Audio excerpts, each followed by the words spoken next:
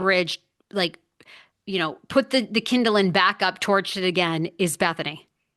Bethany's the only one. Bethany's like, "Pff, I'm cool with never speaking to Andy Cohen again, never speaking to any of the execs at NBC, never being cast. And the irony is like maybe she still will be cast because are they desperate? I don't know. It's hard to say. Well, so just on that note, to your point, I mean, so Kenya Moore, potential lawsuit. I'm starting to smell something. I'm starting to smell something. I'm just starting to smell something. Speaking of your exact point about Bethany, well, apparently clapping back at Joy Behar for saying she had fake boobs isn't enough. She's still talking about this. Bethany is now the Mother Teresa, the savior of the fighter, the Norma Ray, if you will, for those of you over 40. The Norma Ray, if you will, of the people, because Bethany is now saying, see, this is which I have to agree with her. She Like, has some good, like, even like, she has some good points. I just think, listen, there's many people that said, oh, David Yontef's not coming into this business. We're going to squash him like a little bug. And the only reason why you haven't been able to do that is not because of me. Who the fuck am I? It's because of these wonderful ropers. I mean, I could talk all day if no one's listening. I mean, you could hear the pin drop in the middle of the forest over here. So Bethany has said, you see Joy Behar. She's just done a new video, believe it or not, being like, see, I used to be told you have to go on there and kiss the ring. This is the view. You have to promote this or you have to promote that. You can't go against the view. So every time I used to go on there, I was treated like shit. They treated me like shit. They treat everyone like shit. But my people said, don't you make it net. You got to get invited back. Got to do the circuit and promote. She's like, see, this is why I love social media. And all of you, yeah, power to the little person. You turn on your microphone, you turn on your podcast, you turn on your Instagram, you say whatever you want now because you got your own audience and you can clap back. See, it ain't such a division of power anymore now, is it? She has a point. oh, it's only just started. It's only just, yeah. I mean, look, I agree with her 100%. Yeah. So The more they she's the do these, champion for the little like, people, that Bethany. if you want to see how much the media has jumped the shark, and you know this, as in, like, okay, we'll have guests on. Sometimes you send out a press release if the guest has something fascinating to say. How many times have you talked to press people? They want you to write their story for them. Like, they're not checking it. They're probably checking it, running it through AI.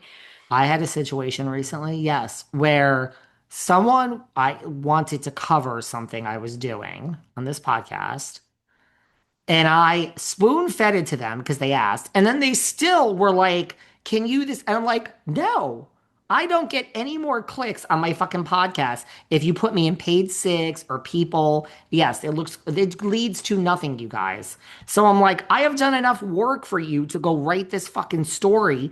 Thank you for putting my podcast in it. It's a good look, but no, no, do your fucking job. I've done your job for an hour. Sorry. I just went through this. No, it's like I think you see how crazy the media is to old traditional media. It's so hard to even like now I read traditional media and I have to go and Google other things to find out if it's actually even true.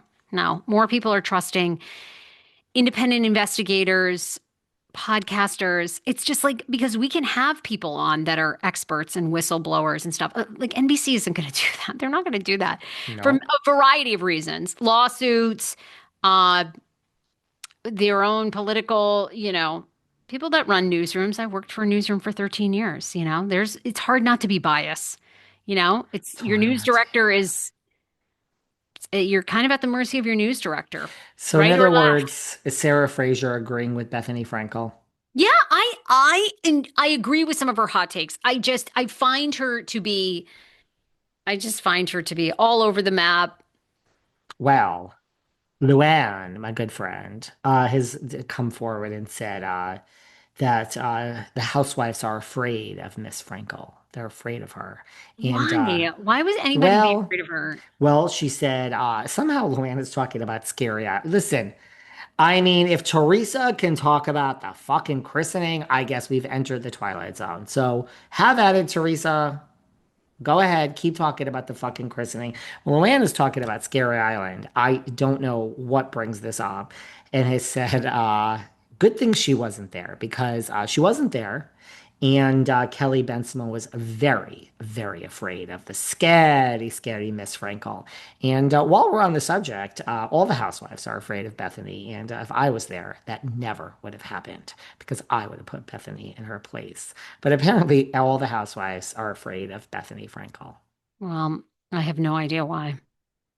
Well, I mean, I think Bethany fancies herself like a bully and a takedown artist and all this stuff. It's like, that is what she does. okay. I mean, like, let's just look at our track record here, folks. Maybe the money. She has money.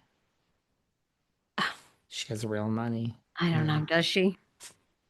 Maybe. Well, No. I say so, but a lot of people don't say so. A lot of people I think she's would just be got like, Bethany, let's play a game. Let's see how long you can keep the same man.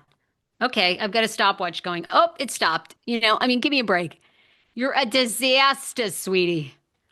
A okay. So 10-year you divorce? A 10-year divorce isn't like a brag. A 10-year divorce is someone that simplify your life, guys. Don't always I fight. know. And don't sue unless the law is on your side.